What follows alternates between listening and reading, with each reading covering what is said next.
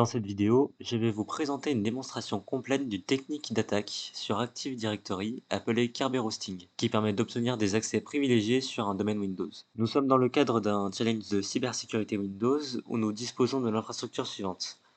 Un contrôleur de domaine Windows Server 2022 qui est nommé srvdc-l, une machine cliente Windows 10 Enterprise, un routeur pfSense pour la gestion du réseau. Le domaine s'appelle esn20.dom et nous avons déjà accès à un compte utilisateur standard nommé Michel sur la machine Windows 10. Notre objectif, c'est d'obtenir des privilèges d'administration sur le domaine. Sur la machine cliente Windows 10, on dispose déjà des outils suivants, Mimikatz ainsi que Rubeus, puisque nous avons accès au PC en mode administrateur local. Le compte Michel, cependant, dispose de peu de privilèges, mais c'est notre point d'entrée.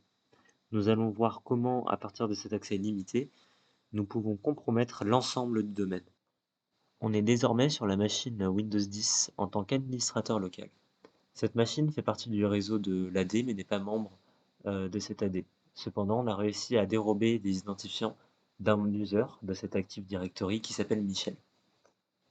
On va donc pouvoir lancer un CMD en tant qu'administrateur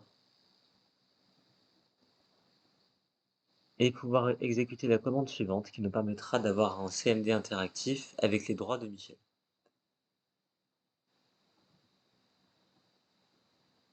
Ici, on entre son mot de passe qui est 123 plus AZ2. Et on voit ici en haut à gauche qu'on a bien un CMD qui run avec les permissions de Michel.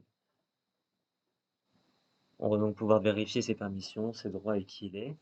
Donc on voit qu'on n'a pas de privilège particulier, mais cependant on remarque par le SID qu'on fait bien partie d'un membre du domaine.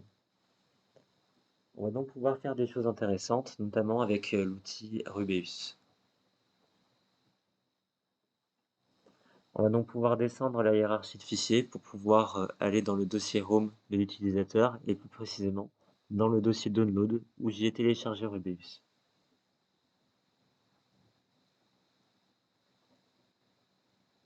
On va pouvoir ici exécuter la commande Rubeus avec des arguments Kerberoast, qui est le module de Rubeus pour pouvoir exécuter du Kerberoasting, ainsi que spécifier le fichier terminal ici his.txt.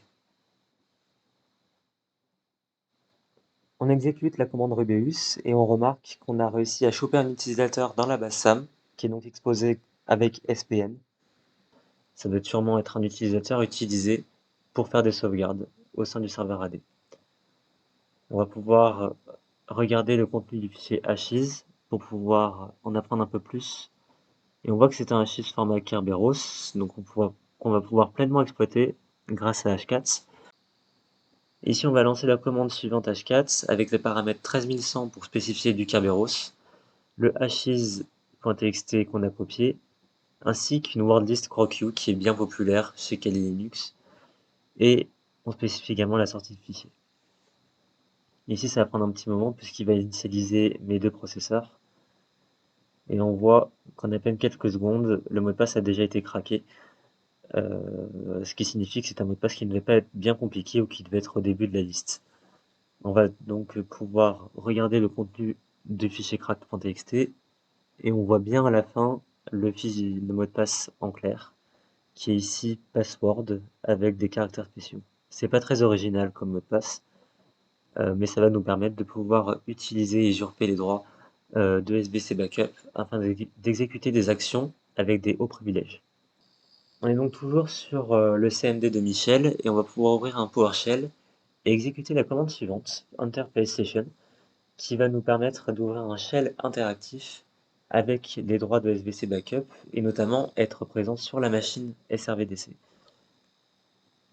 Donc ici on entre le mot de passe qu'on a trouvé en clair. Et voilà, on voit ici à gauche qu'on est bien connecté sur la machine hôte srvdc-l, qui est notre machine Active Directory. On peut par exemple exécuter la commande dir srvdc-l /c$ pour permettre d'accéder au disque de l'hôte. Cette démonstration met en évidence plusieurs problèmes de sécurité courants dans les environnements Active Directory. Déjà, on a les comptes de service surpuissants. Le compte ici SVC Backup avait des privilèges d'administration anormaux, puisqu'il avait les privilèges domaine admin, alors qu'il aurait juste suffi d'avoir les privilèges backup admin. On a également la problématique du mot de passe faible. Ici, le mot de passe utilisé pour ce compte de service était beaucoup trop facile et forcément utilisé dans une wordlist présente sur le net. Et enfin, ici, le principal, on a la configuration vulnérable des SPN, donc le Service Principal Names, qui sont vulnérables au Kerberos hosting. Pour contrer cela, on aurait pu déjà limiter le nombre de comptes avec des SPN, voire complètement les éradiquer, ou s'assurer que les mots de passe de ces comptes soient particulièrement robustes ou aléatoirement générés pour, par exemple, qu'ils ne puissent pas être craqués avec une rainbow table. On peut également tout simplement sinon utiliser des groupes managed service account ou GMSA quand c'est possible.